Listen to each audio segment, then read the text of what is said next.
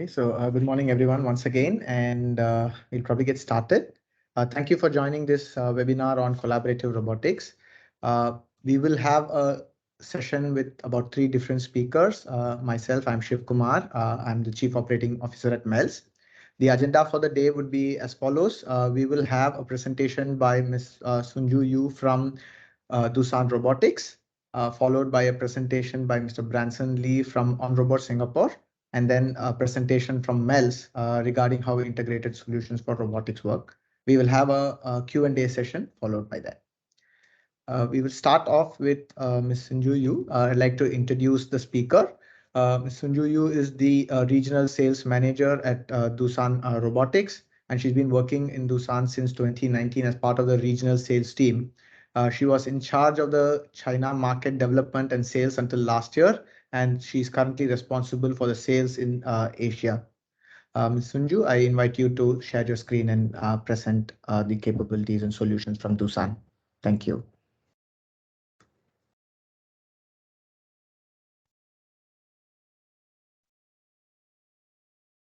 Hi, good morning, everyone.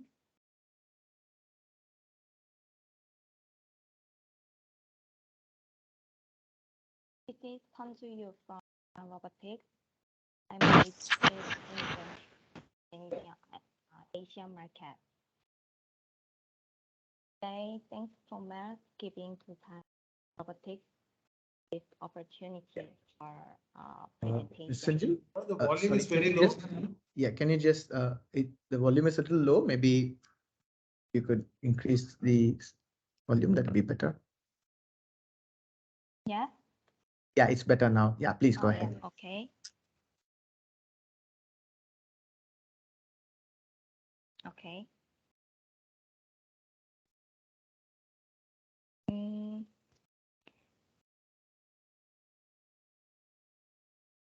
Welcome you to view the Doosan Robotics webinar session. Today, I prepared this presentation with different agendas to help those who are interested to some collaborative robots.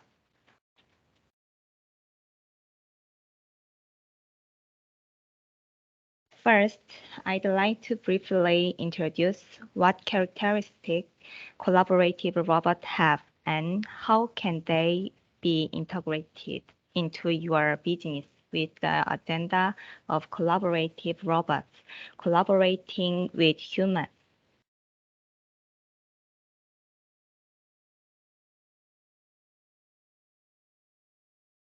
As the first industrial revolution is expanding, many companies are accelerating their process of change in order to develop business models that fit the new era.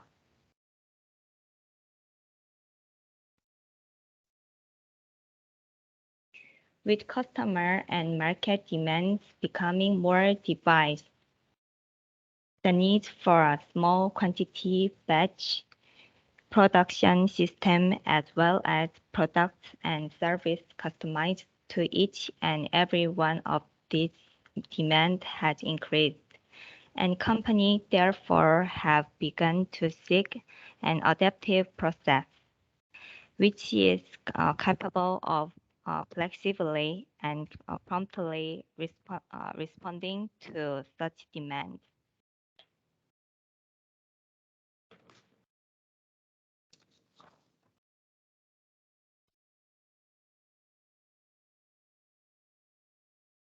However, the adaptive process is difficult to achieve without collaboration with humans. Many companies attempted to respond to the market demand with the automation process, where they applied IT technology to existing industrial robots.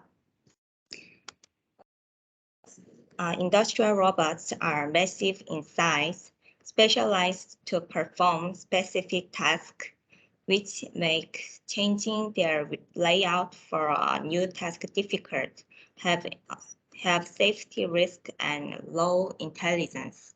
It was simply impossible to fully achieve success with industrial robots.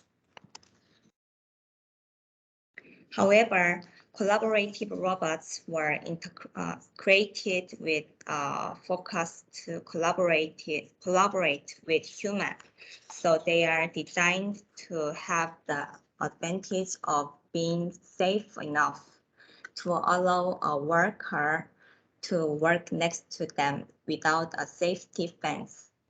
In particular, collaborative robots are being developed to feature advanced technologies such as AI, machine learning, and embedded sensor to enable them to adjust their entire system according to process changes detected from their surroundings. In addition, the ease of collaborative robots operation ensures great usability, and their compact size allow them to be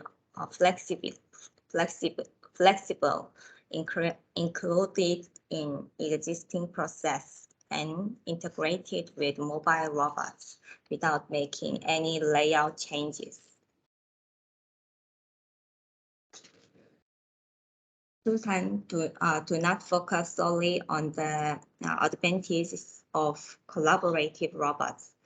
We surveyed 196 customer locations around the world and thoroughly analyzed their specific to define what robot is thoroughly necessary for customers at work site and determine how to produce the most effective collaboration between robot and human.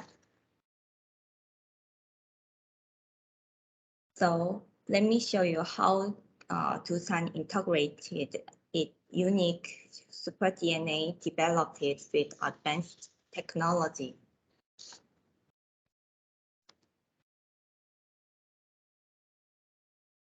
The lineup of Doosan collaborative robots consists of the M, A, and H series.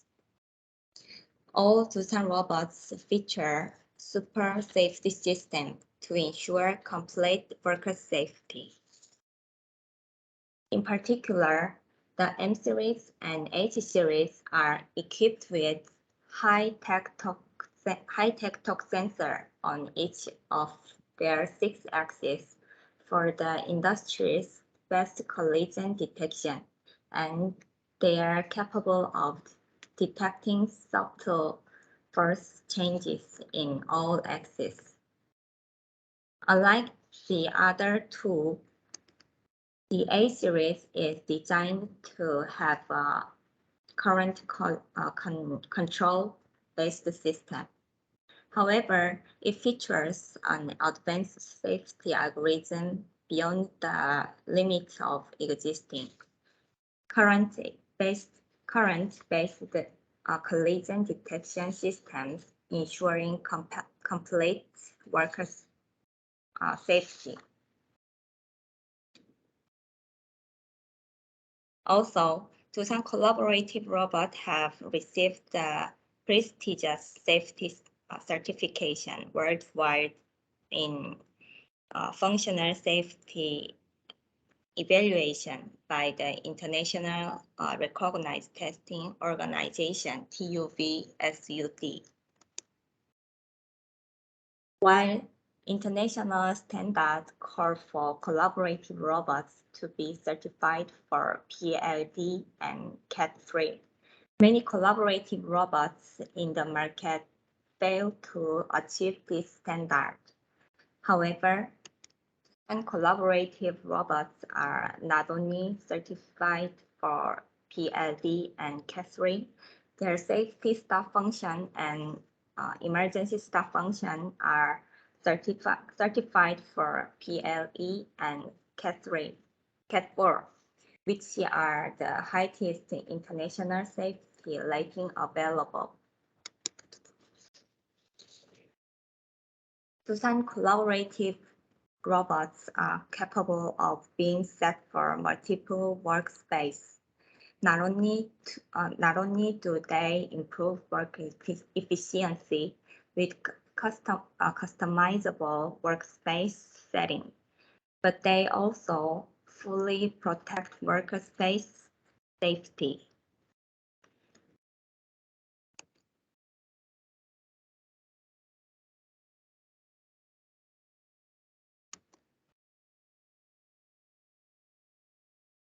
Let us move on to super easy.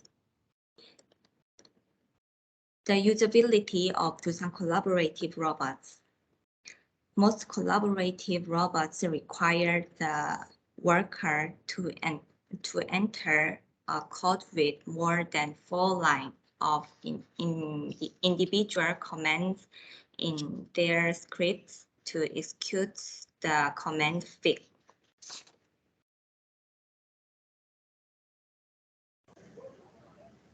But Doosan eliminates this complex process and create icon that bundle multiple script calls as shortcuts and name them skill.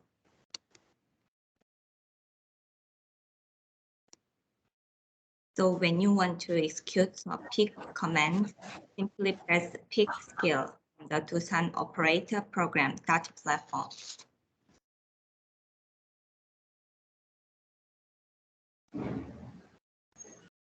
Doosan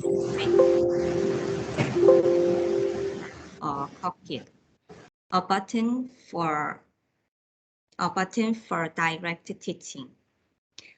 What you see on the left is the cockpit button.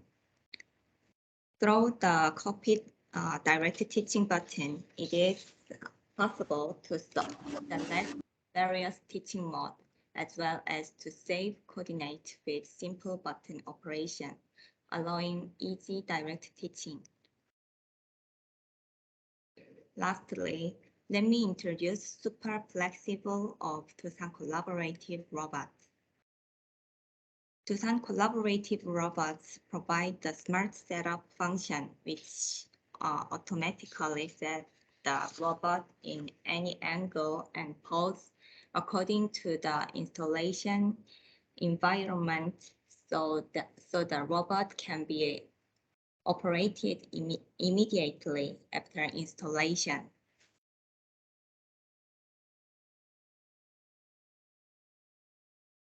The Smart Setup function also automatically measures tool weights and tool center point value, and allow direct teaching, collision detection, as well as force and compliance control to be more effective. With this differentiated feature, Doosan collaborative robots currently being utilized in automobile, machinery, electronic, metal, plastic, and service operations.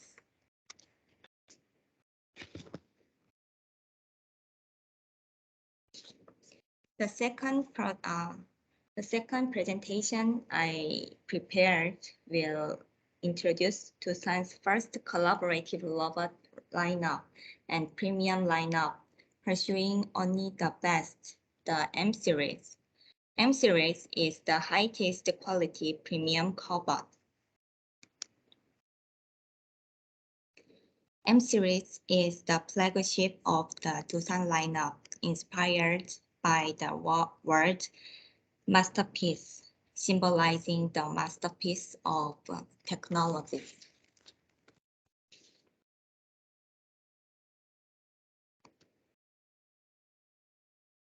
The best safety, best force control, and best setup.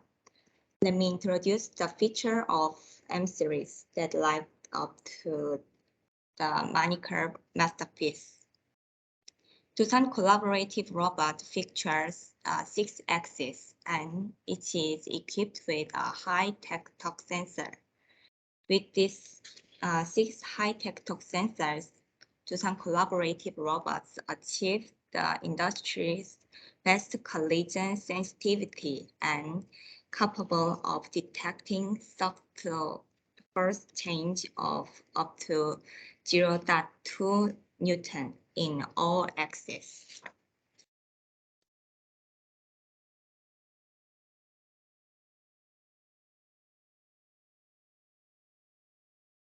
M-Series features 20 functions, including the industry's best safety functions that ensure workers' safety proven by complying with international standards. And the functions presented next to numbers indicate certification items that collaborative robots by competitors failed to receive. The certified functions unique to the M-Series allow perfect collaboration with the worker and collaborative robot.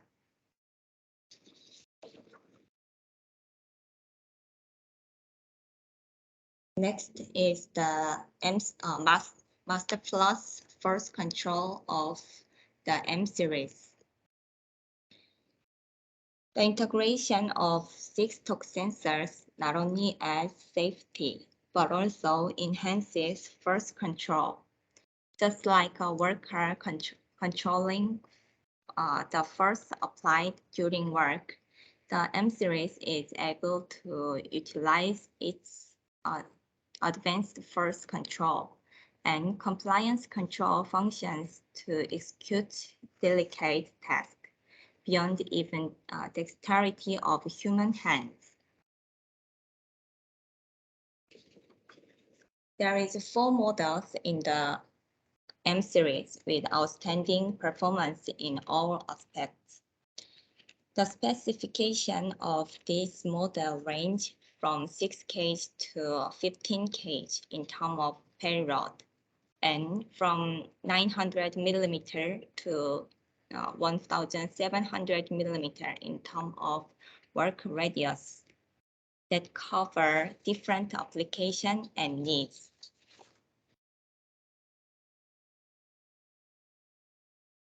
The M-Series delivers overwhelming performance in many applications, including assembly, machine tending, welding, polishing, gluing, plastic injection support, press forming, and service.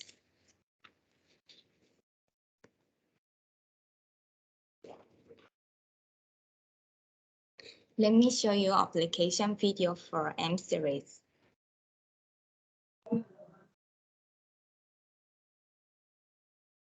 Tightening bolt of a car wheel requires the robot end to be able to withstand a specific amount of force. In the case of conventional collaborative robots, which only rely on force torque sensor, they can only withstand 1/10 the force required for the task. However, Doosan collaborative robots use joint torque sensor, which eliminated such weakness, and they also have the mechanical strength required for the task.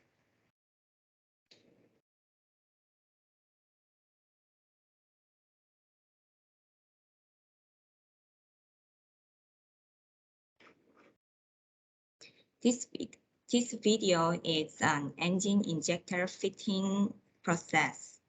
This process requires a human worker to press an injector with approximately 40 kg of force 800 to 900 times a day. This process places an extreme burden on the worker's musculoskeletal system. This is a case where the M-Series was deployed to repeatedly fit injectors at a constant force, which greatly improved work efficiency. Collaborative robots with regular first torque sensor would not be able to withstand the mechanical resistance of the task, which may cause more function.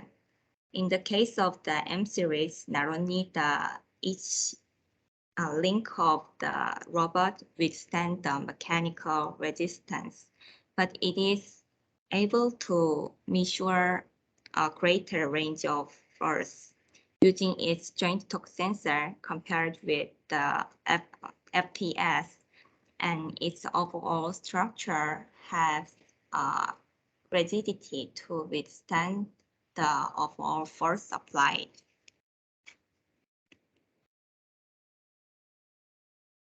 The next case is an electric tool assembly process. One might think that large industrial robots with high payloads would be able to handle the task with ease. But for collaborative robots that need to delicately respond to external force, it is a danger task that can cause serve impact to sensor and other sensitive components. But for M series, which features joint torque sensor, each of its link can withstand such impacts caused by the process that other collaborative robots, which feature first torque sensor, having difficulty executing.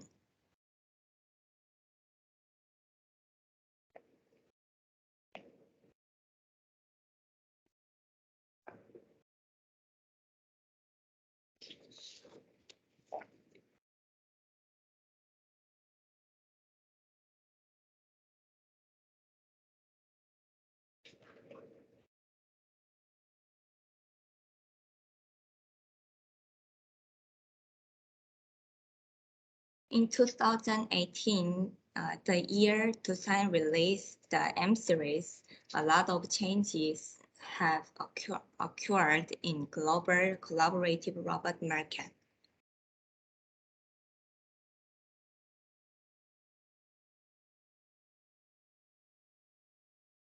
But to bring about continuous innovation, Doosan visited sites around the world where Doosan collaborative robots are operated and listened to what customers have had to say. And also this effort, Doosan was able to came up with 4 missions. First, to achieve superior speed optimized for work processes. Second, to offer a competitive price and high payload, high ROI to minimize customers' financial burden of automation. To enable performance and customization to suit different tasks. To maintain Doosan collaborative robots' reputation as having the industry's best safety record.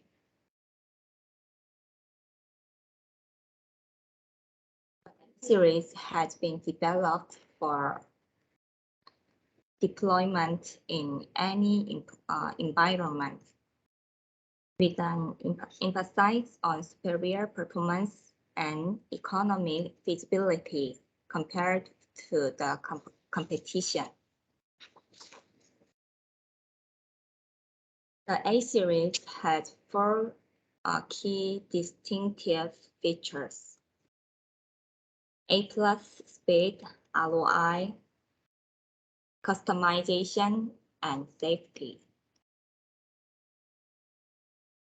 The high-end hardware of A series, created by Doosan world-class technology, takes full advantage of the highest speed in the industry, along with the remarkable acceleration. So it promises a quick and flawless performance on any task.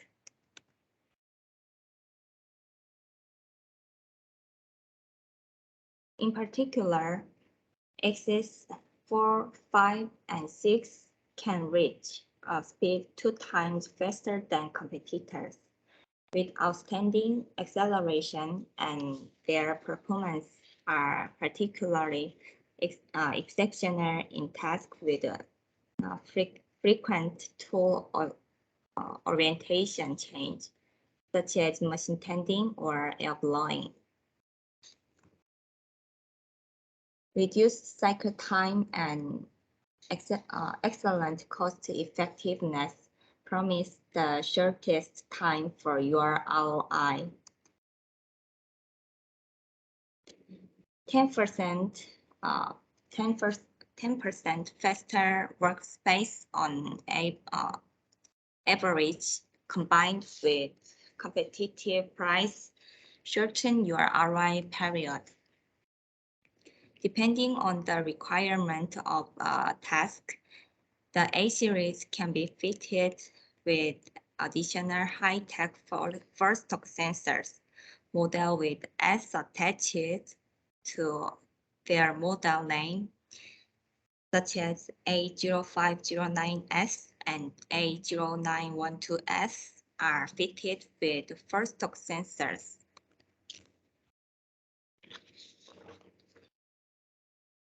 The high-tech first-stock sensor developed by Doosan allow Doosan collaborative robots to execute more delicate tasks requiring the dexterity of a human with great precision, achieved through advanced force and compliance control. Series has outstanding first-stock sensor accuracy, 3 times greater than competitor, as well as excellent weight and force control accuracy that allow it to perfectly execute complex, exacting tasks with precise force control. Since it is also capable of compliance control, it can be used for complex assembly applications such as gear assembly. One of the most fundamental and critical features of A-series and collaborative robots in general is guaranteed worker safety. The A-series adapts an advanced safety algorithm beyond the limit of existing current-based collision detection systems, ensuring complete worker safety. Ms. Sunju, Shiv Kumar here, so you probably have another 5 minutes, yeah? Thank you. Oh, yeah, okay.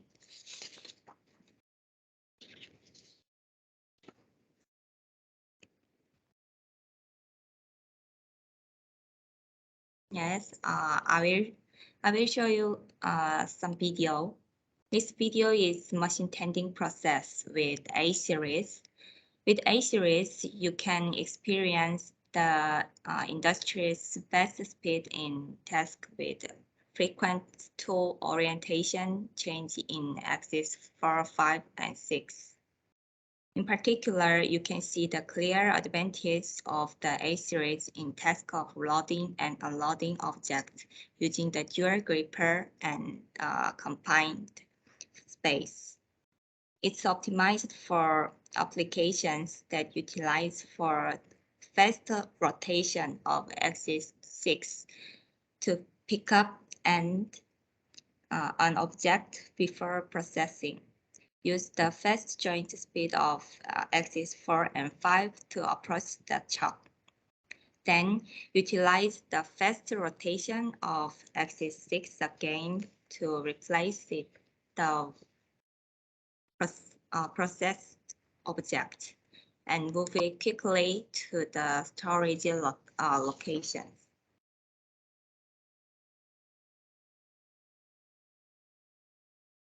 And next is our H series.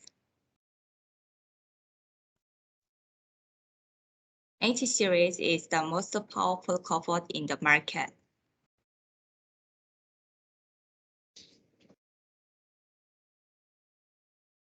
The H series is able to handle heavy objects up to 25 kg.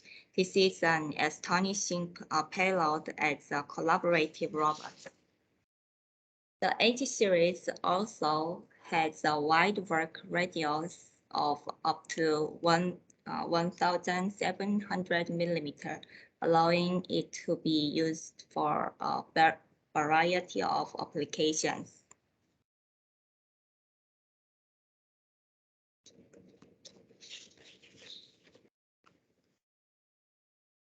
The H series with a payload of 25 weight, about 72 kilogram, and the minimum weight of the competing collaborative robot that cannot match the payload of the H series is 140 kg.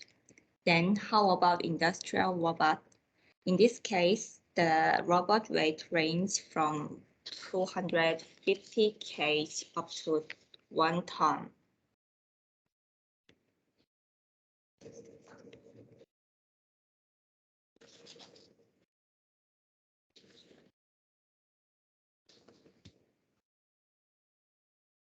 Because I prayed for a timeout, let me show you some video for H series. This is palletizing. The palletizing process is increasingly used for logistics warehouse, clothing, and food and beverage. And Doosan collaborative robots are actively engaged in many applications, including this process. In particular, the steady increase in the weight of boxes reflects an increase in work efficiency, and Doosan is responding to such demand with the H series, the collaborative robot with the world's highest payload to provide an optimal solution.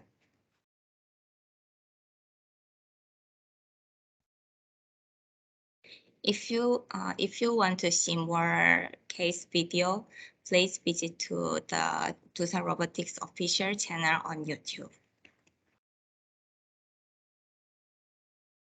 I'd like to finish my presentation. I hope that you understand the characteristic and advantage of Doosan Robotics better than before. Thank you again for attending and paying attention. Thank you very much, Ms. Sunju. And we will have a question and answer session towards the end. Please feel free to ask any queries on the chat or reserve your queries. And after the other two presentations, we can go over the Q&A. Thank you once again. So our next speaker is Mr. Branson Lee from OnRobot. He's the regional tech support for South Asia, Southeast Asia, and Oceania. Branson handles the OnRobot technical support based out of Singapore. He's responsible for pre and post-sales support and managing technical inquiries and issues. He has about 12 years of experience in the semiconductor industry, servicing and performing installation and setting up of different brands of wafer handler robots for different equipment. Over to you, Branson.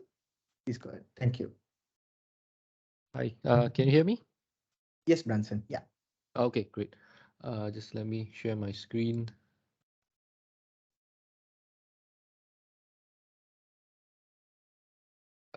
Can you see the screen? Yes, it's visible.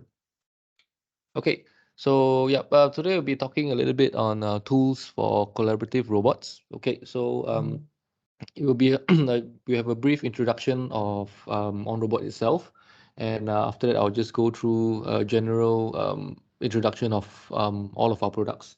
Okay. Okay, so who is OnRobot or what is OnRobot about? Okay, so OnRobot actually brings together technical expertise and key innovations from technological leaders in the robotics industry. So as you can see here, OnRobot is actually a combination of a few different companies. Okay, and all of them is a merger, and we actually merge together and actually we form what we are now as a main OnRobot. Okay. So we actually have around 165 employees globally. Okay, we do have two R&D centers, one in our headquarters in Odense, Denmark, and also another R&D center in Hungary, Budapest. Okay, and of course, in terms of sales offices, we do have some sales office in Asia or APAC. Okay, so where I'm sitting in is in Singapore. Okay, so we are the APAC headquarters, and of course we have offices in China, Shanghai, in Korea, and as well as Tokyo. So the vision of OnRobot is actually to build a one-stop shop for enabling collaborative applications. Okay, so we want to have actually extensive range of products that can cover all robots, okay, all application types, all accessory types, and of course into all industries. Okay, so as of now to date, we actually have we are actually fully integrated with up to 13 different brands of robots. Okay, those are the major brands of robots, and of course, Doosan Robotics is also one of the robots that we actually are integrated with. So, in terms of integration, integrated means that we have tested the products on those robot brands. We do have manuals as well, so for you to refer to and so on and so forth. But that being said, those brands that are not supported, so-called supported by OnRobot, okay, you will still be able to actually use our products easily through the most simplest way via digital I/O. Okay. Okay, so for tools for all collaborative and light industrial robotic system. Okay, so when talking about collaborative tools, okay, the most important thing is of course safety. Okay, so OnRobot tools are actually designed in a way to be safe. Okay, for example, no round edges, and also we've added safety features like safe gripping force range and safety guards, safety switches, so on and so forth. Okay, so you can see in terms of collaborative grippers, okay, the maximum gripping force, there is actually a certain specification under ISO. Okay, so anything more than 140 newtons, okay, that will not be considered as collaborative. Okay, but with that being said, on-robot grippers are actually all within the maximum suggested force limit. Okay, and also some of our grippers, like for example, the RG family, okay, the RG grippers, okay, those comes with like inbuilt safety guards as well as safety switches. Okay, all these are to avoid dangerous gripping incidents, which is also covered under the ISO certification. Okay, so our safety switches are also TUV not certified as well. Okay, and of course, lastly, in terms of safety, okay, of course, the design of our tools are also safe. Okay, so as you can see some of the tools here, they are all designed with actually round edges. So this will actually prevent, if for some other reason, if the gripper hits onto you, okay, it will not hurt as bad as a sharp edge gripper.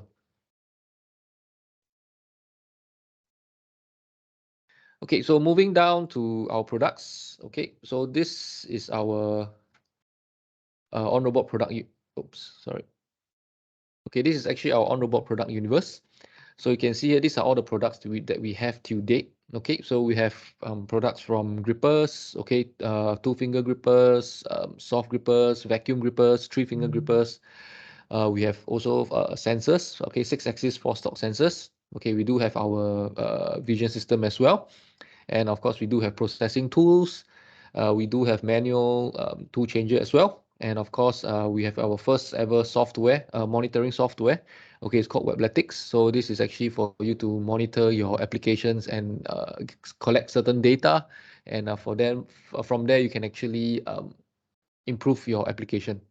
Okay, and of course, we also release our latest two products. Okay, which is the lift and a pallet station. So the lift is actually meant for palletizing. So in case if you need extra height, or not only for palletizing, but any applications that you might need extra height that the robot might not be able to reach, okay, we can actually use it on the lift. So it's like a 7-axis vertical lift itself. Okay, so I'll cover that on in the products part. Okay, so in terms of quick deployment, so OnRobot products actually interchange easily at the push of a button. So as I mentioned earlier, we do have this manual quick changer. Okay, so once you mount it onto the robot itself, you can actually easily change tool. Okay, without the need of actually having to remove cables or remove any screws just to change out the gripper. So with this manual quick changer, you can easily just change the tools by just clicking the catch and just remove the gripper and change to another on-robot gripper itself. Okay, so we have a single and actually a dual as well. So you can actually interchange between any two. So I'll explain a little bit more later in the next few slides. And we do have this thing called a IO tester as well. So what is this IO tester about? So for example, if you want to test a particular any of OnRobot's gripper, and for whatsoever reason you do not have a robot on hand, so how are you going to test the gripper itself? Okay, so we have this IO tester which you can actually connect to the back of this compute box. So this compute box is actually the brains, or say the main communication between the gripper to the robot. Okay, so you can actually just hook up this IO tester to the back of the compute box. Okay, you can see some IO ports over there. And from there, you just create a very simple logic for the grippers. Okay, and then you can just trigger the signals, and then the gripper will just perform accordingly to what you have programmed it to do.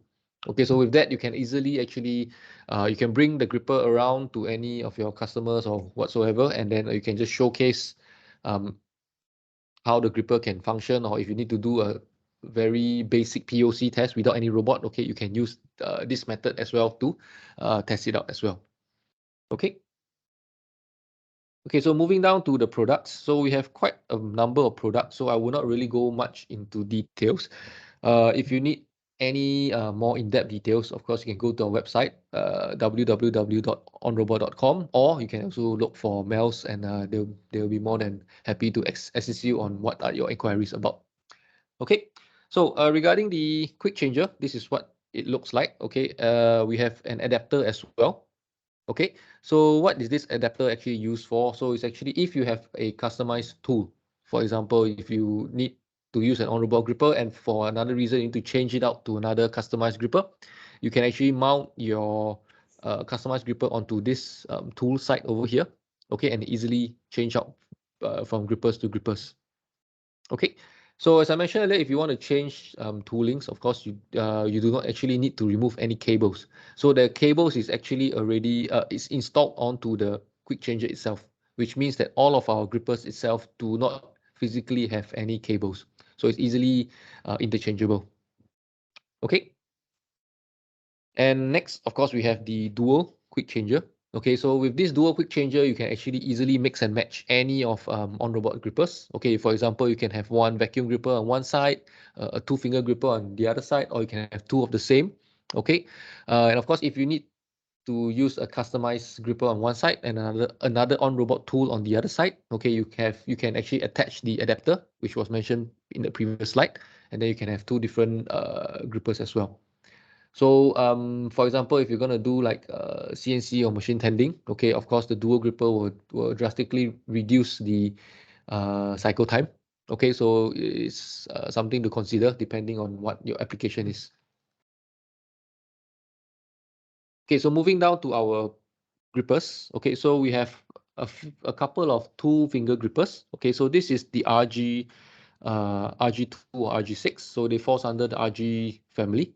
Okay, so the grippers that you see here, okay, all these are actually very flexible and adaptive. Okay, so you can pretty much set the stroke of the width and also the gripping force.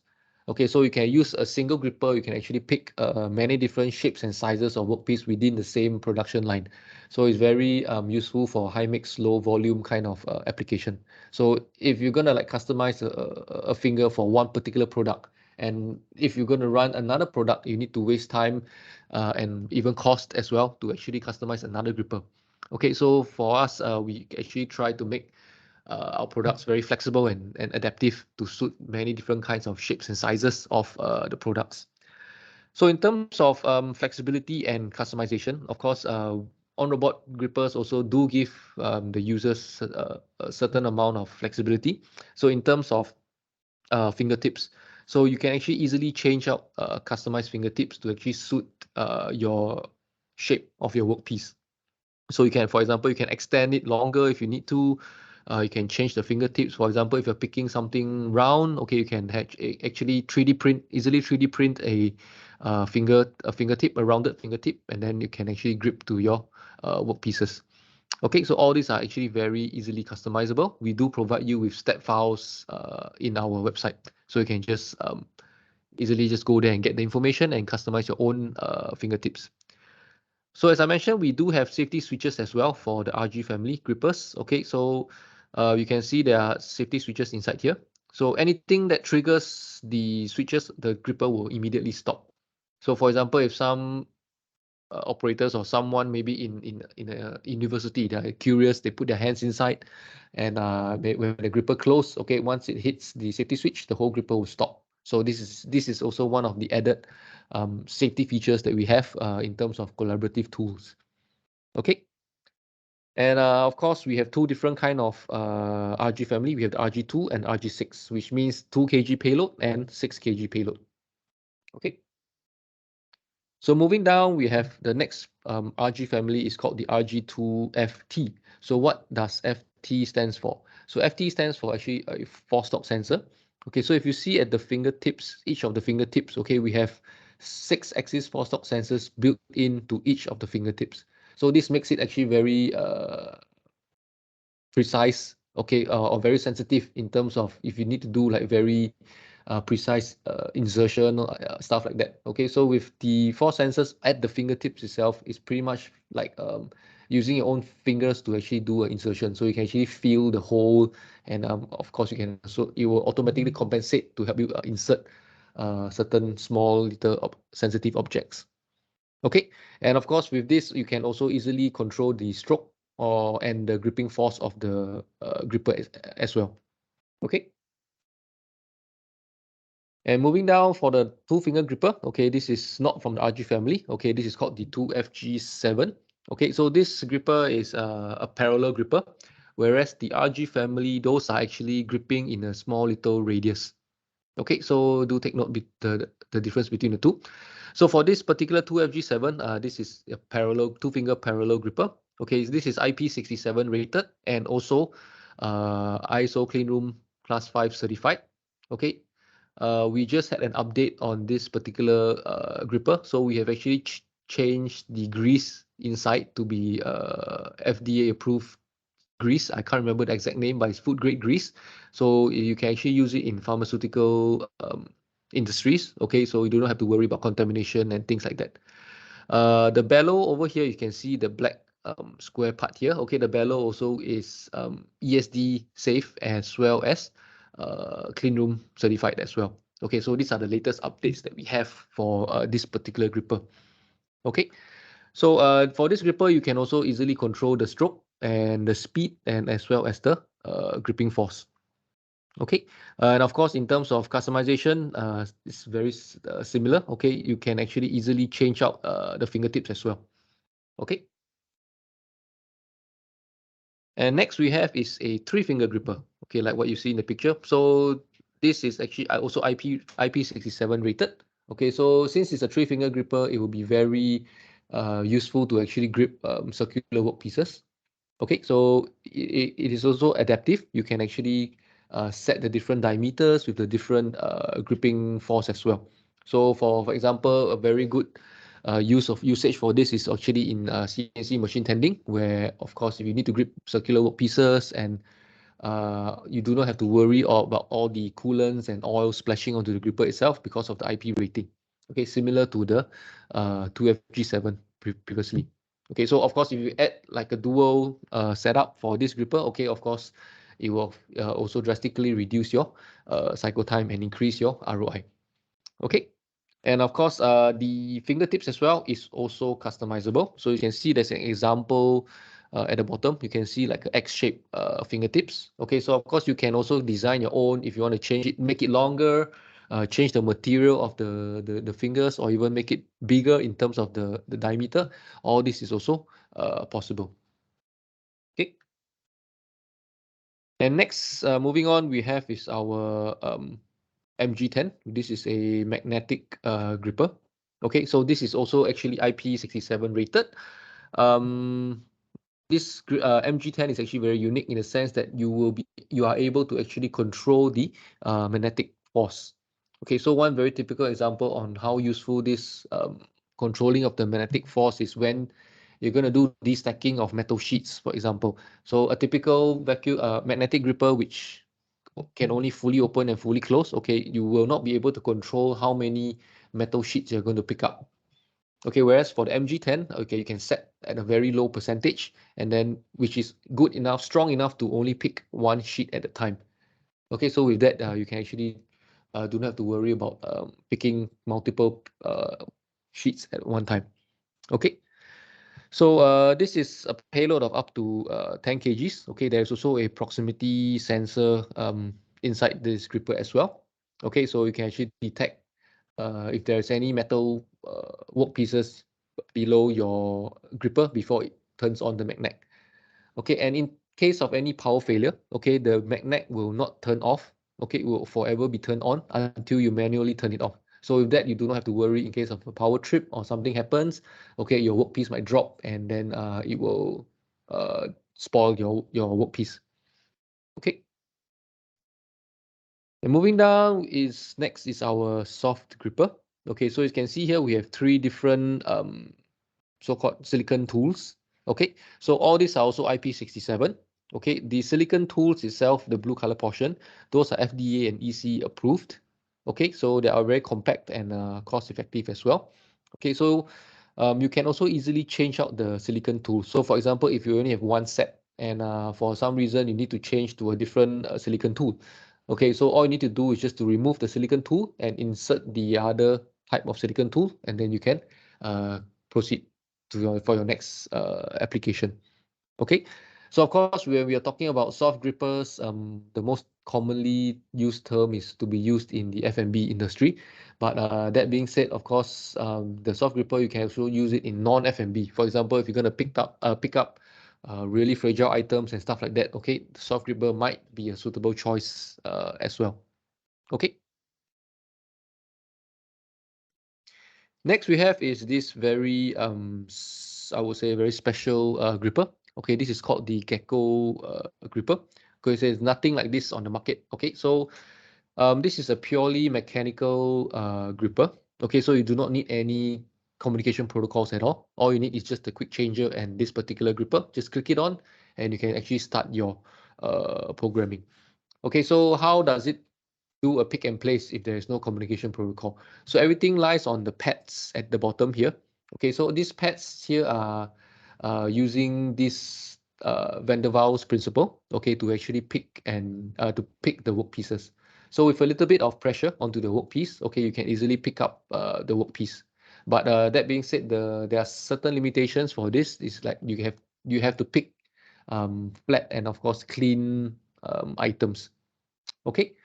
So one very easy to understand way of how this gripper works is if you imagine that a gecko is climbing onto your window, onto your wall, how does it actually stick onto the wall without falling down? So this is the exact same principle. Okay, if you use a microscope to actually look through the pads, you can see like millions and millions of very fine hair florets. So all this will actually, once you compress it onto the workpiece, okay, all these hairs will so-called stick or will mold themselves onto the workpiece, and with that you can easily pick the workpiece out. Okay, so one very good example on when to use this gripper is, for example, if you're going to pick PCBs, okay, of course those without components. If you're going to pick that, if using a typical vacuum gripper, okay, that is also, it will not be possible because there are so many holes in the PCB boards itself. So with this particular Gecko gripper, okay, you do not have to worry about any holes. So all you need to do is just to so-called compress it and then just lift it up and place it somewhere else. Okay, another thing is another special feature for this, the pads itself does not create any marks onto your workpiece. So for example, if you're picking glass or even solar panels, okay, after picking them, a typical vacuum gripper is is able to pick them up as well. But after once releasing it, you might be able to see some suction cup stains on the glass or the solar panels. But with the Gecko Gripper pads, okay, it will be clean. There will not be any markings at all. Okay, so it saves you the trouble of having another extra step to clean away all the stains. Okay, moving down is to our vacuum grippers family. Okay, so to date we have 3 different vacuum grippers. They are called the VG family. Okay, so all of our vacuum grippers are all electric. Okay, just like all of OnRobot products, we all only deal with electric. Okay, we do not touch pneumatics at all. So everything is electric. So even our vacuum gripper is also electric. So you do not have to worry about setting up a compressor, laying all the tubings and stuff like that, and even doing maintenance for your compressor and stuff like that. Okay, everything is electric, so all you need is just one cable, and then you're good to go. Okay, so for the smaller payload vacuum grippers we have is the VGC10, which is the smaller one you see, and at the bottom side is the VG10, which is slightly bigger. Okay, so both of these grippers have the exact same specifications. Okay, so typically you can pick up to 10 kgs airtight surfaces, and depending on your conditions, stuff, or even the kind of suction cups that you're picking, 15 kgs is possible as well, but it has to be airtight. Okay, so for picking carton boxes and stuff like that, we do not recommend up to 10 kgs, maybe 4 to 5 kgs. Okay, so in terms of customization, okay, you can see at the right side of the picture, the VGC10, okay, you can actually create your own fixture, like what you see. You can extend out the picking area. Okay, there you can just make different kind of fixtures to suit your applications. Whereas for the VG10 at the bottom, the customization is not as flexible as you would have for the VGC10. Okay, and of course, in terms of the suction cups and stuff like that, okay, all these are easily changeable. So our default suction cups are just the typical silicon suction cups. So if you, for any reason, you need to change it to more specialized suction cups, okay, you can easily purchase them from any suction cup sellers, and you can easily just screw them in. So our thread size is a very standard thread size in the market, it's G18 inch. So with that, you can just purchase it and just directly use it without any further fabrications needed. Okay. And the last vacuum gripper we have is this VGP20. Okay, so this is the bigger version and a very powerful vacuum gripper, electric vacuum gripper. Okay, we dare say that this is the industry's most powerful electric vacuum gripper. Okay, so it can go to a payload of up to 20 kgs. Okay, for cardboard boxes, we guarantee 10 kgs, no issues. And if you're picking like airtight boxes, okay, you can go up to 20 kgs. Okay, so for our vacuum grippers for the VG family, okay, the VGP20, this has 4 vacuum channels, okay, A, B, C, and D. So you're able to actually control them individually, 2 at a time, 3 at a time, or even just all together. Whereas for the smaller vacuum grippers, the VGC10 and the VG10, those are dual channels. Okay, so in terms of customization, as you can see as well, you can also easily customize any kind of fixtures that you need. Okay, and then you can easily just mount them onto the gripper itself. Okay, moving down, next we have is the 2FGP20. So you can see this is also a big gripper. Actually, it's meant for pelletizing. Okay, so it's a 20 kg payload. Okay, there's an integrated vacuum portion over here. So this is actually for picking up slip sheets during pelletizing if needed. Okay, so this is very good for picking open-ended boxes, which typical vacuum grippers are not able to pick. Okay, so the gripping force as well as the gripping width is also adjustable. The fingertips are all customizable. And of course, the suction cups, you can also easily change them. And moving down, I'm sorry, I just go a little bit quicker because I'm a little bit running out of time. So moving down, we have the lift 100, as you can see. So this is, I don't think this needs much explanation. So you can actually mount the robot on top of the lift, okay, for pelletizing purposes. Okay, for example, the Doosan, if I'm not wrong, is the H series with the 25 kg payload. Okay, so you can actually mount the Doosan on top of it and maybe use our 20 kg payload gripper.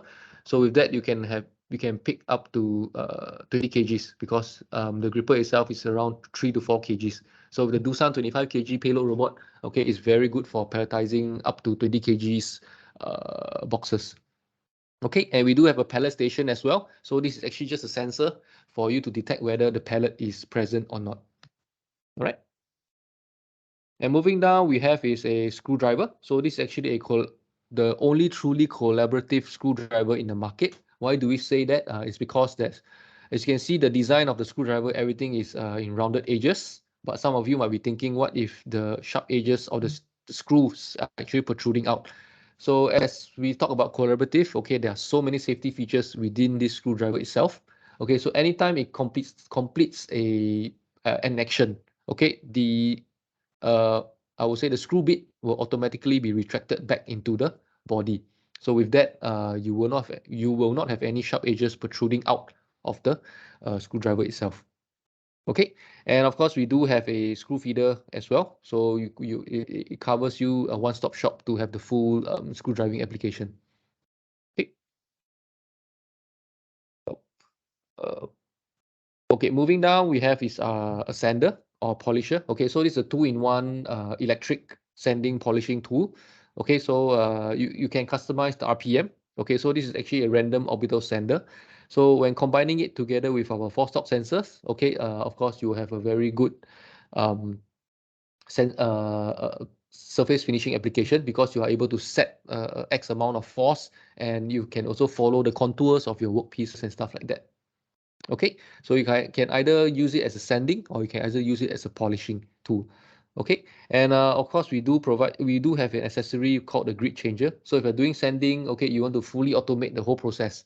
Okay, you can actually automatically change the grids and remove the grids as well. Okay. And moving down, we have this, I mentioned we have our 6-axis four-stop sensors. Okay, so I think it's pretty much very straightforward. So this is our sensors. So you actually can combine, sorry? Okay, so you can actually easily combine any of OnRobot grippers to our four-stop sensors as well. Okay, so you can have a combination of both. Yeah, your screen is visible. Last week, we also we'll decide on the dates at which we will do the trials, no? Please go ahead, Branson. Okay, then next we have is our vision system.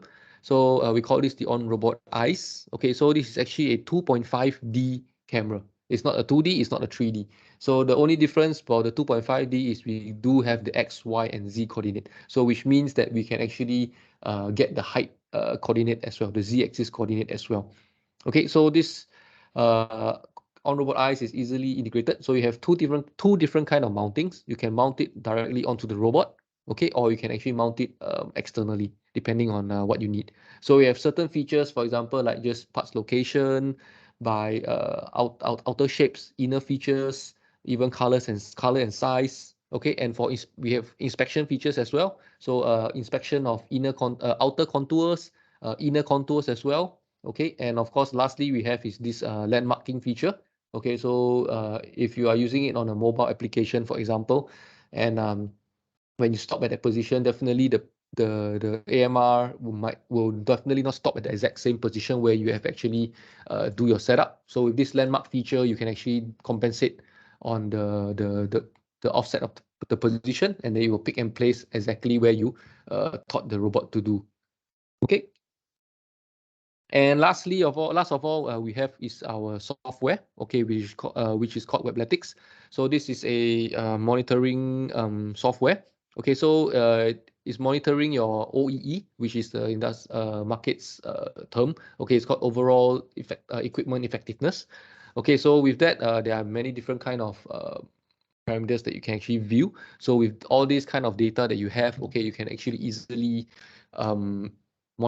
improve your current applications, for example, or even plan your maintenance time or downtime and stuff like that. And you can actually know what is wrong with your applications. For example, if it's not meeting your cycle time and stuff like that, okay, with all the data that is gathered, okay, you can easily track what is going on and then make certain improvements to your applications.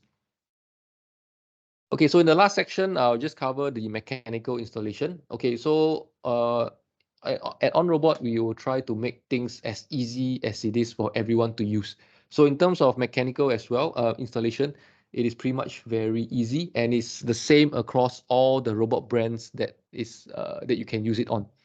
Okay, so of course, the first thing you need to actually mount the quick changer directly to the robot flange. But of course, every robot flange is different. Okay, so those brands of robots that we are supporting, okay, we do provide you with an adapter plate. Okay, so you either mount adapter plate first, and then you mount the quick changer to the adapter plate. But for Doosan itself, you can actually mount it directly because it is using the same adapter flange size. Okay, so just mount the adapter flange, mount the quick changer onto the robot flange, either the single or the dual, or even the force torque sensors. Okay, and after that, just wire it, just one cable from the quick changer to the compute box. Okay, and one UTP cable from the compute box to your robot controller and the power supply for the compute box. And then you just choose whichever gripper that is suitable and just click it in. And of course, in terms of Doosan, okay, you need to upload the OnRobot library and during your setting up of the software. Okay, of course, you can get all this information through the manual in our website, or you can just contact MELSS itself. And lastly, as I mentioned, okay, those brands of robots that we are not supporting, okay, you can easily use them via digital I/O. So even non-traditional 6-axis robot is also possible. Okay, so digital I/O is the most easiest way to use our grippers. Okay, so the connection wise is exactly the same, but instead of the Ethernet cable, okay, you just need to wire the I/O ports from the compute box to your robot controller. All right. And lastly, you can see here for those brands of robots that we are supporting, okay, you can see we have all the softwares and manuals all available, including Doosan as well. Okay. So with that, I have come to the end of this presentation. I hope you guys have a little bit understanding on what is OnRobot about and what our products actually can do. Okay, of course, it's a little bit in general. So of course, if you need more information, you can check out our website or you can approach MELSS on this. Okay, so with that, I'll end this session. So back to you, Shiv Kumar. Thank you very much, Branson, for the very nice presentation. Again, I request all participants to throw their questions on the chat channel, and we can take them up at the end of the session. So let me just get started.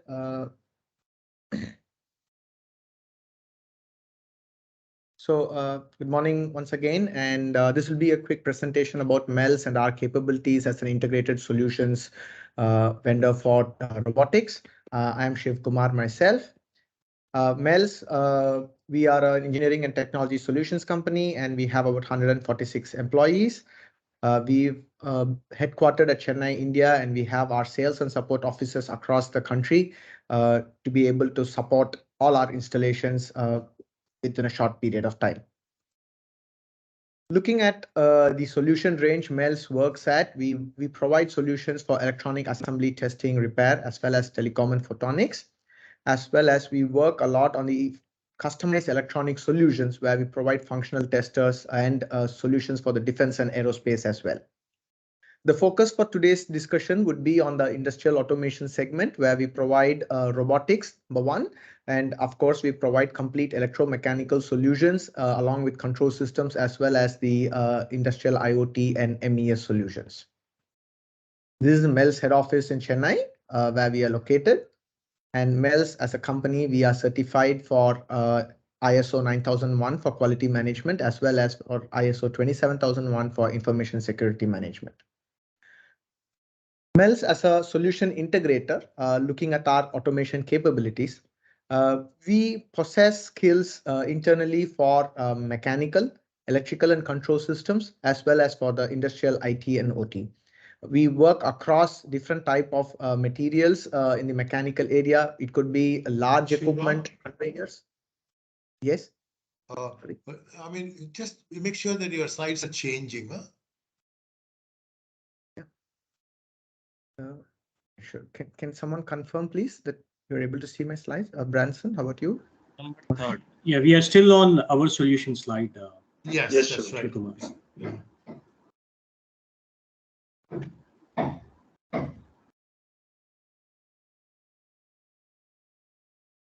Yeah, just still on the third slide. Do you have slide 7 now? No, not yet. It's still on 3, slide 3.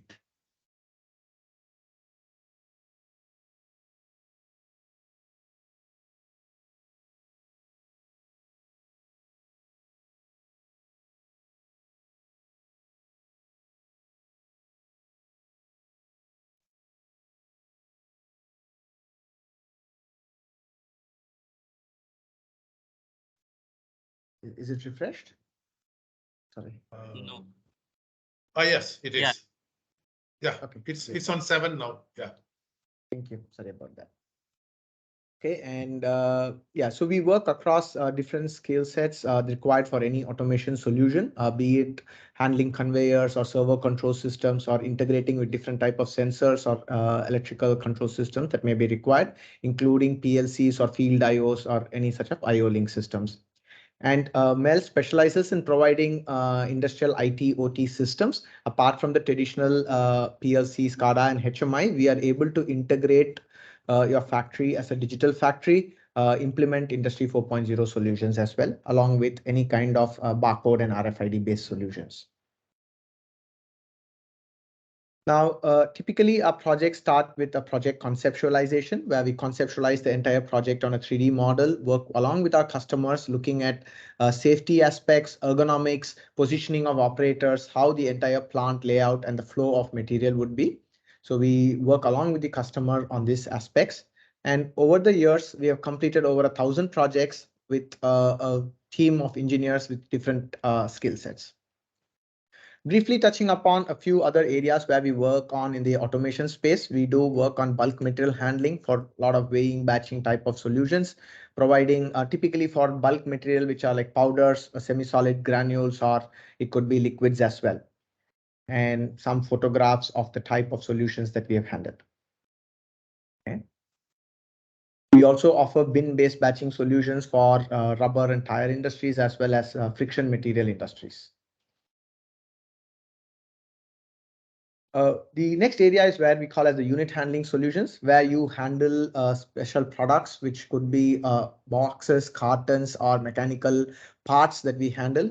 These go with a series of conveyors, or turntables and scissor lifts, all that may be required to set up a complete solution in an assembly or a packing line. And MELSS, because of our expertise in the Industry 4.0, we also work with online printers as well as label applicators. Some photographs of the type of solutions that we have handled in these areas. And we also have capabilities internally in providing solutions for end-of-line testing. These could be functional or endurance testing solutions, and they are high-precision electromechanical test rigs. These could be for a wide variety of functionality, including different type of sensors and instrumentation like pressure, temperature, torque, or even handling different type of signals, along with high-speed data logging on them.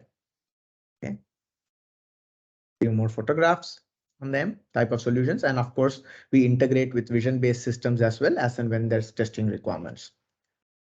All our solutions, of course, are driven by control systems, PLCs with servos, VFDs, and so on, as and when required. And of course, on our robotic projects, we integrate with the robotic controllers. Looking at our MES solutions, we provide solutions end to end. So this is not just on the factory shop floor. Now, like Branson explained, there are a lot of requirements to monitor robotic solutions and also be able to look at OEE of the plants. So we have complete solutions in these areas, and we have integrated several solutions in this area. I will move forward primarily into the area of our robotics now, before which I'll also just touch upon our capabilities on the IoT stack. So we work across the IoT range, right from field sensors up to the visualization, providing real-time data and also enabling machine-to-machine communication.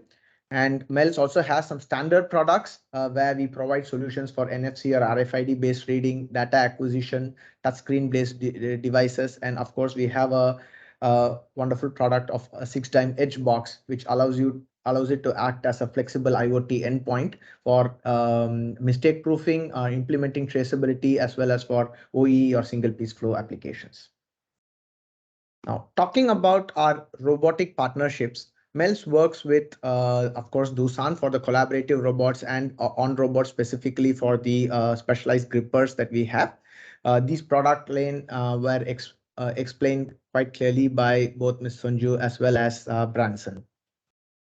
Now, MELSS specializes in putting this solution together for the customer. So a typical robotic solution does not end with just the robot or the gripper. You may have a lot of auxiliary equipment that needs to go into doing such kind of a program. And when looking at it, MELSS works across different type of applications. We primarily classify the different type of robotic applications into 8 different headings. It could be material handling, assembly, material removal, quality, machine tending type of applications for material addition, welding, or others. Now, again, our projects on robotics start with the conceptualization. We work on a complete 3D model, look at different objects that are involved in the entire robotic project, how the safety of them work, what type of robot works best for this, and so on. Now, when we look at a robotic project, the very important thing that we look at is how to make a project successful, right? We have all heard a lot about project management and how projects could potentially fail. And to ensure that a cobot project is successful, there are quite a number of things that an organization or a partner will have to look at.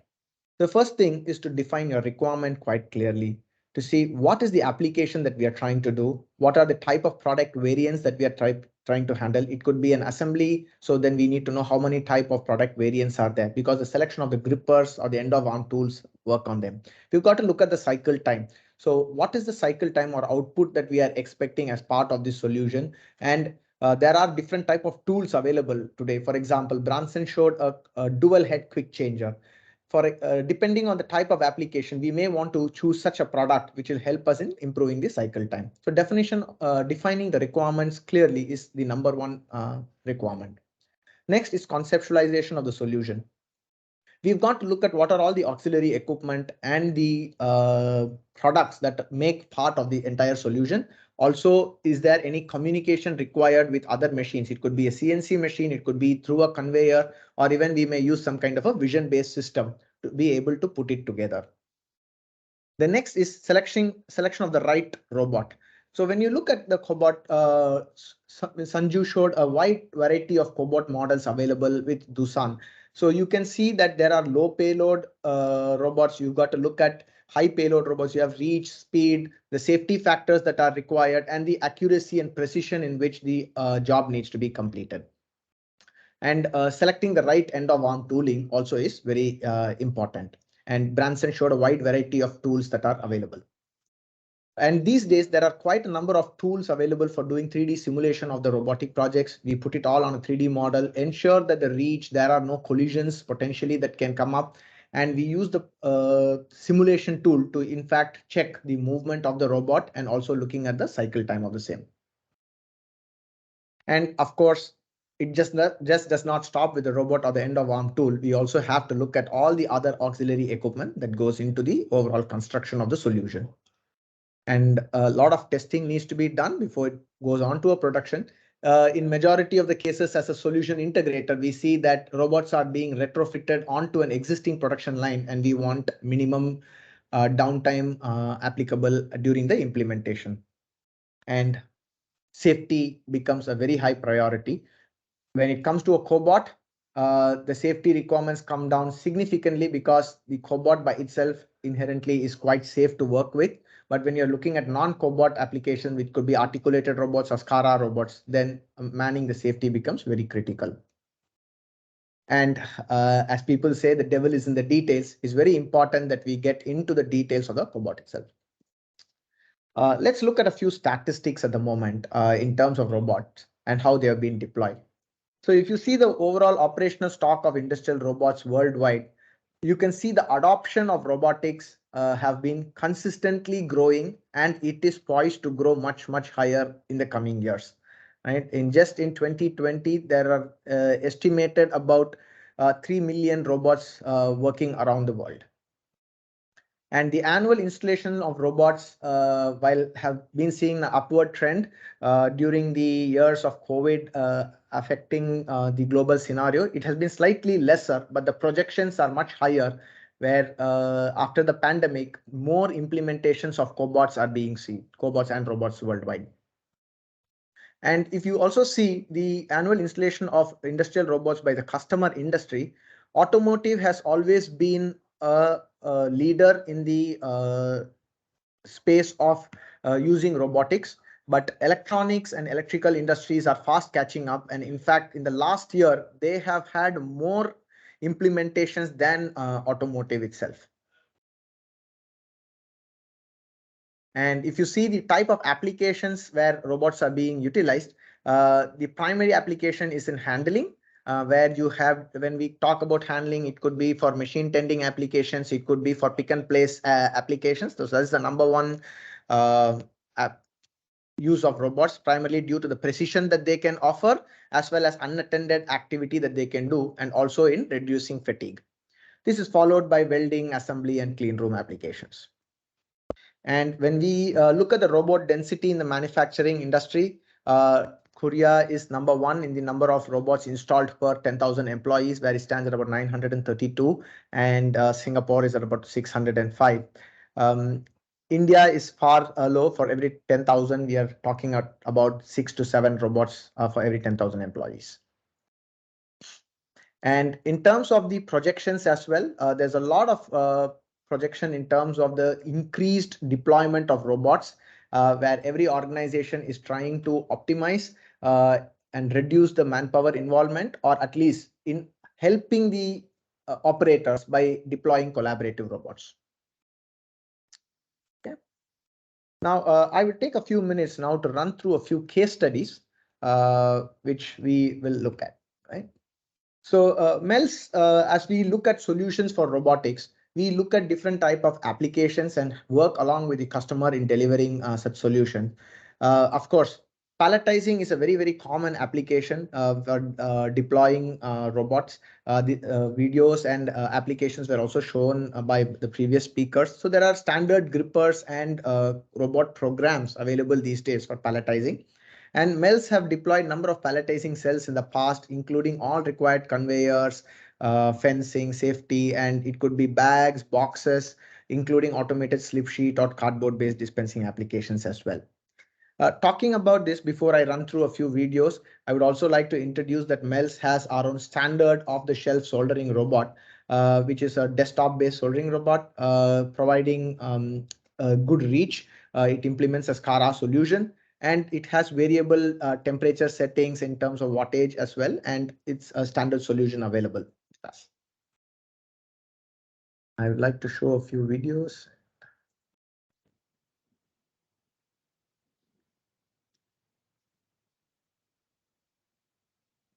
So I'd like to run through a machine tending application that we have done with the Doosan collaborative robot recently.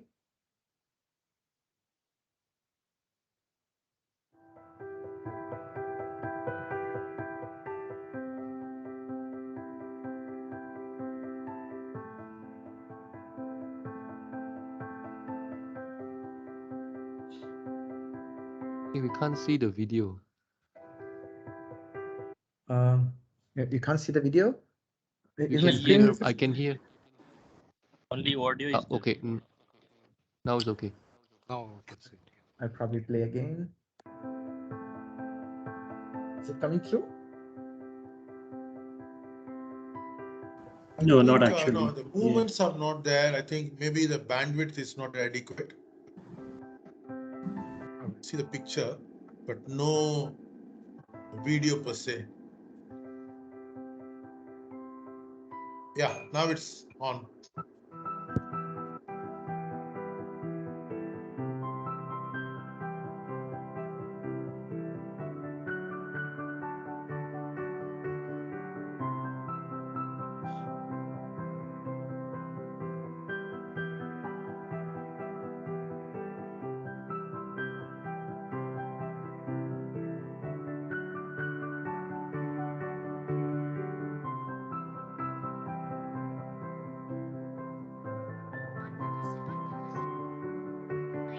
generation instance of simulation claims that in a virtual world does not represent real life. Please play in moderation. Frequent drinks. Let's go.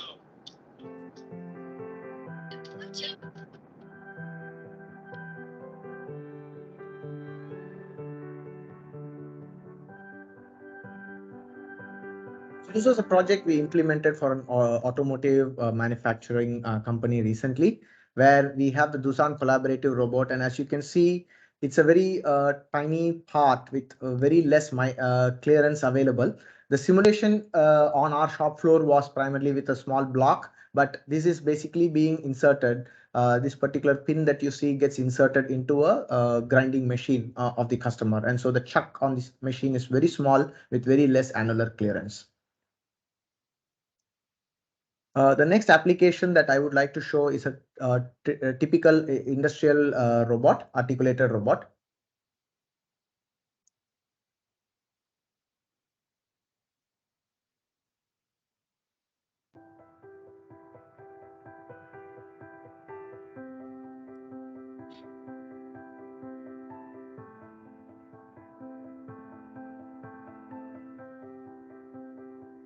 So here we have used an articulated robot to do carton pick and place into what you call as a folder gluing machine. This involves a detailed design of the gripper, a very specialized gripper that has been designed for this application. And you can see that it handles different type of cartons, and it is programmable to choose different quantities of cartons as well.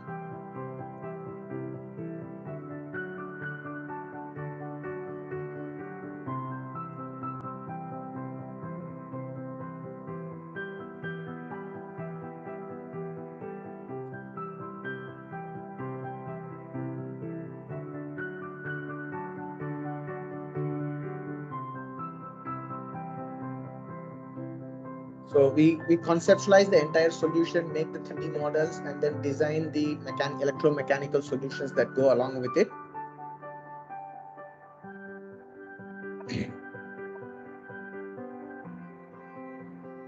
So what is typically a manual job all day of picking cartons and putting it on a conveyor, in this case becomes a fully automated solution, being able to handle a very high capacity of number of cartons every hour.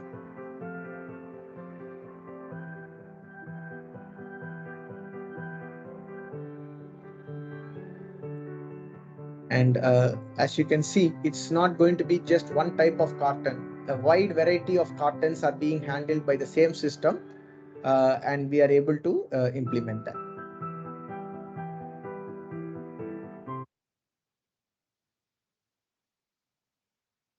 Another case study that I would like to show. Mr. Shivkumar, is it possible to run the video once again, because I think it was stopping at every point. I think the bandwidth is an issue. I don't think so. It's going to run continuously. Looks like. Okay, I'll just quickly run through that. Are you rerunning the same one? Yeah, I'm rerunning the same one. Is it coming through? No, it is not. It is what is showing is assembly and testing. That this is the Danfoss thing which is showing now.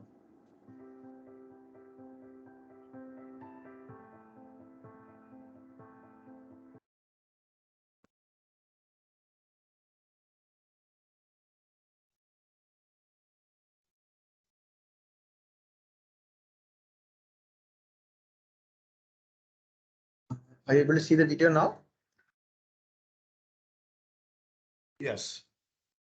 But again, the movements are disjointed. I'm sorry about that, but I think in the interest of time, we'll continue. Yeah, sure.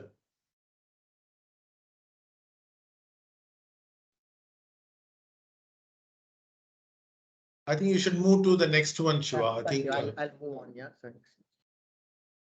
Yeah, and there's one more case study that I would like to showcase.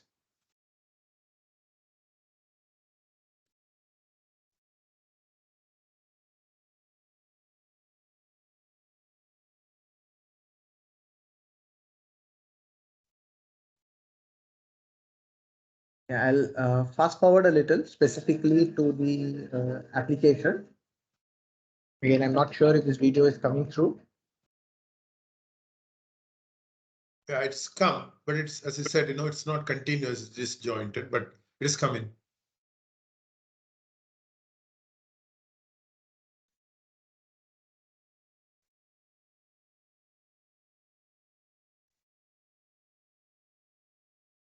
So again, this is a whole system where we have put together the application with different type of electromechanical solutions.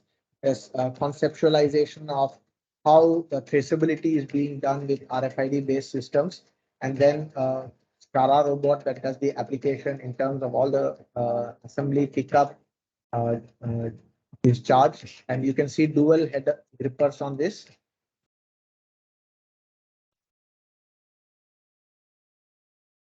And glue dispensing or adhesive dispensing applications as well.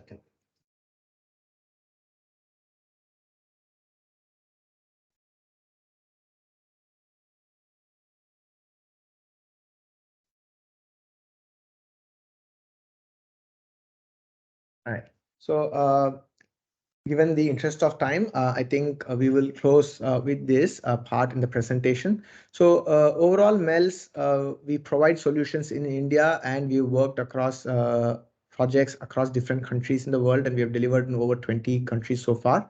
And we are very capable of understanding the international standards, safety norms, and the requirements that are required by all type of organizations, both in terms of ergonomics as well as safety. And thank you very much. And if you have any queries, feel free to ask them now. Thank you.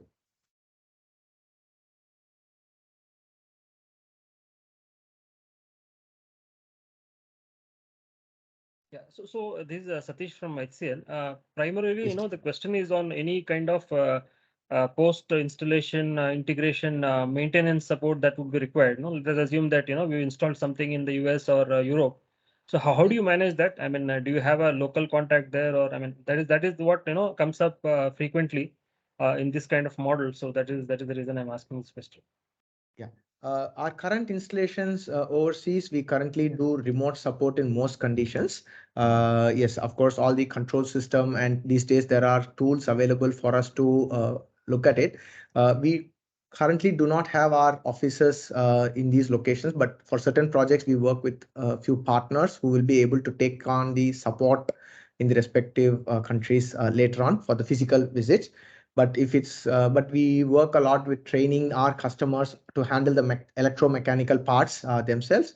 But beyond which, if it's required, then we've got to fly out there, then we do so. Yes. But we always offer the remote support. So that's been done with a number of our customers.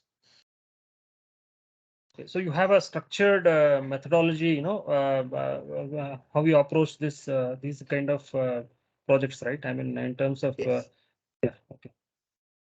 Yeah, we have a very structured approach. We do have all our documentation standards, and in terms of an implementation, we do that. Of course, all these projects we do site study, we understand, detail it out. After the implementation, our team goes there for the execution of the projects as well. And for support handling, also we have standard ticketing mechanisms where customers can raise tickets, and then our team works on them to support. And we use different remote monitoring tools and support tools for that as well. Yes. And assuming that you're setting up, a new robot in an existing facility, what are the kind of clearances? I mean, generally that you need to get, and do you get them, or does the customer apply for them and get them? In typical industrial applications, we do not require additional clearances outside of the organization itself. So if it's our customer, then they may have their standards where we need to get the clearances. So we do that, but all our drawings and documentation is submitted, and any statutory clearances are to be obtained by the customer themselves. Okay, yeah, thanks.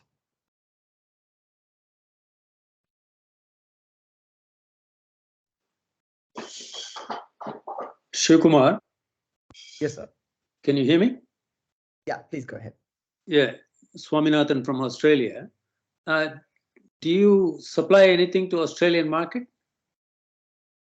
We've not done in the recent past, sir, but we definitely can do that. Yes. I find that there is a company, Quantum Robotics, in Melbourne, at least dealing with OnRobots. But you are not just dealing with only OnRobots. You seem to be dealing with your multiple range of companies and providing a overall solution. Particularly in Australia, the packaging and assembly areas, there is a lot of scope. I was just wondering, have you tried anything in the past? Or? In Australia, we've not done so far, but I think we definitely can do that. And we'll get in touch with you to see if there's some opportunity there. Yeah. Sure. Thank you. Thank you. Thank you.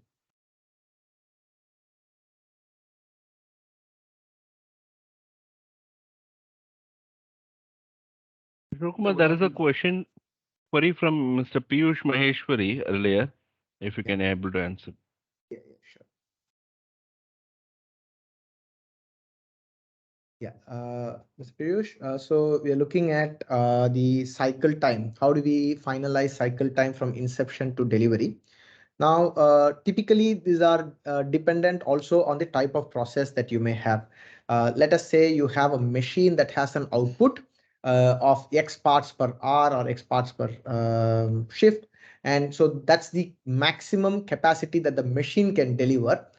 Ideally, you would like to tend to that machine at the speed at which that machine can operate, right? You would like to get the maximum output of your investment on that machine. So looking at that perspective, you look at the bottlenecks in the line. And so you look at a cycle time of saying how much I can reduce. If it's a process, let's say a grinding process or a milling process on a machine, then we've got to look at how much time the process is going to take, and every other action must complete within that so that the loading and unloading is kept as minimal possible and the machine keeps running.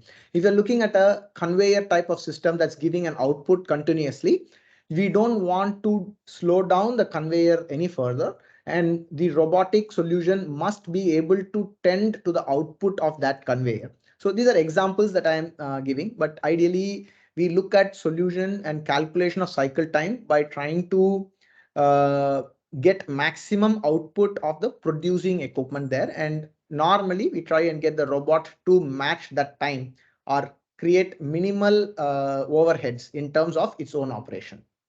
I hope I've answered your question. Okay, yeah, okay, I think I've answered Mr. Satish's question. I see a hand raised. Yes, Mr. Kavin, please go ahead. Yes, Mr. Kavin Raj. Good afternoon, sir. This is Kavin from LG. So I have a query. Sir, how do we choose cobots as a solution? I can see that cobots can give a lot of solution for us. So how, for example, there is a problem for my assembly line. So how do I identify that for that problem, the cobot will be a solution? How do I convince myself and my management saying that I should go for a cobot for that process? Okay, so I would first address the question more from a robotic perspective and then specifically come into a cobot. Now, we look at, probably I didn't have it in my slide. So you look at what we call as 4Ds, right? You look at dull jobs, dangerous jobs, dirty jobs, the type of jobs where these are repetitive jobs typically. Okay, you look at robot to use repetitive jobs, then most likely a robot can be implemented there. If you're looking at something that's has high fatigue, the operator has to spend a lot of effort in doing something, then we use that also for, you can look at robots for that. You also look at high precision jobs, right? That means you've got to do something at micron accuracy again and again and again. Then we look at a robot. It could even be a dispensing application or like a screw driving application where you've got a set pattern that you want to follow and the robot can do. So the type of application wise, anything that's repetitive, high fatigue, high precision, these are jobs are it's been dangerous for operator to do, which let's say you're handling some high temperature or toxic material. In these cases, you can implement a robot. Now, when we use cobots, so cobots have become a lot more intelligent than the traditional robots. As you have seen in the earlier presentation, there are a lot of standard applications available. There's a lot of intelligence and, in fact, intercommunication available with other end-of-arm tools these days. And of course, AI and ML are also coming along with vision capabilities on the robot itself. Now, cobots allow you to install it in a, let us say, a constrained workspace. You don't need to fence them. The safety aspect gets taken care of. And so if there's a constrained workspace where you would like the cobot to work alongside another human who is going to be within the reach of the cobot itself, then it's a very good application for you to install the cobot there. And of course, the key thing for you to look at is the selection of the cobot in terms of the payload as well as the reach. And I think those automatically fall suit when you look at the overall solutioning. Okay. So one more query for me, sir. Can I continue? Yeah, please go ahead. Sir, I'm not saying it is wrong, but in our country, the manpower cost is comparatively cheaper when. Yeah.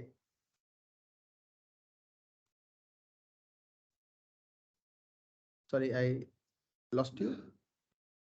Is it coming?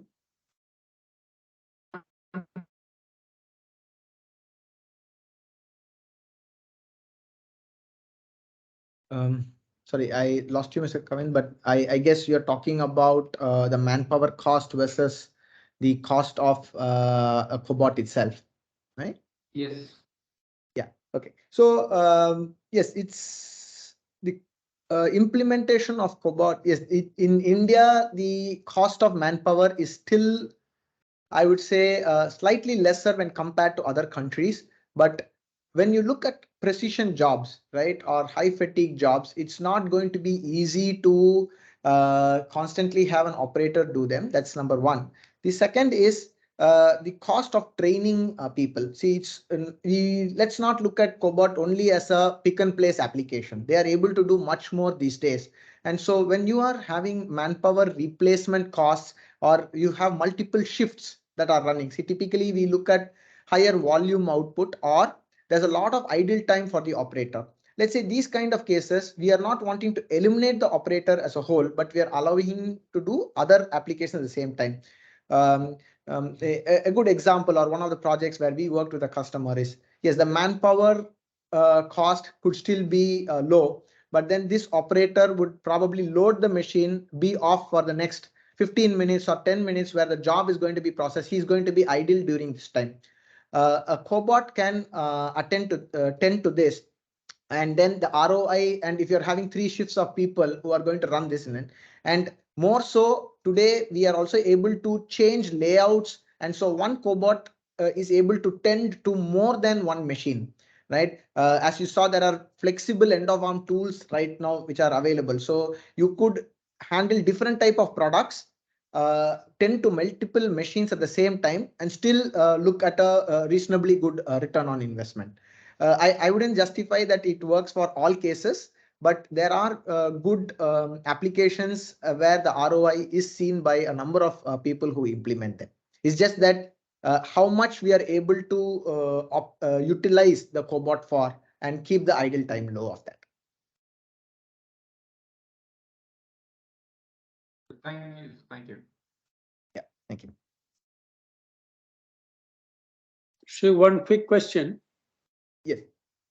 Have you supplied, or is there a possibility for robotic application in food processing industry and medical products industry? Yes, very much. In fact, the cobots themselves work a lot in these industries, no doubt about it. And I'll probably allow Branson to answer. They also have very specialized grippers for these applications as well. Branson, would you like to take that?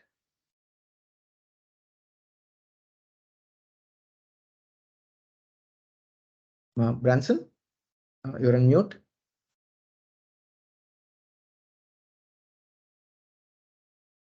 Okay, while Branson is back, I'll tell you, yes, there are, for food processing industry, there are food grade grippers already available with OnRobot. In fact, they can handle a wide varieties of products as well, shapes which are not common, let's say chocolates, confectionery, or such products as well. And all these robots, as you can see, the cobots can work in clean room applications. You don't even need pneumatic air for some of these grippers.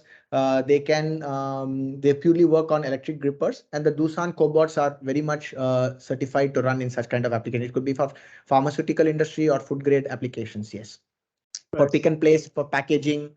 Sometimes even there are applications where you want to dispense, let's say that the icing on a cake or a donut or some such thing in a specific pattern or a design. That's also possible. Yes. Right. Thank you.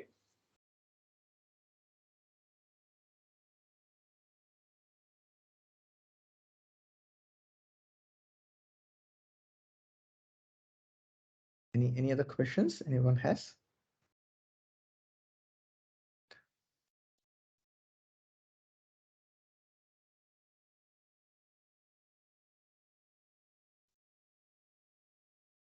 Okay, I guess there are no further questions from any of the participants. If any of you have any questions, feel free to write to us. We are available on www.melss.com. You should be able to write to us. And please follow us on our social media pages, and you should be able to reach out to us as well. And I once again thank the speakers and all the participants who have joined this webinar. And we will keep you posted on our updates. Thank you once again, and wishing you all a great day. Thank you. Thank you. Thank you. Thank you so much. Thank you. Thank you very much.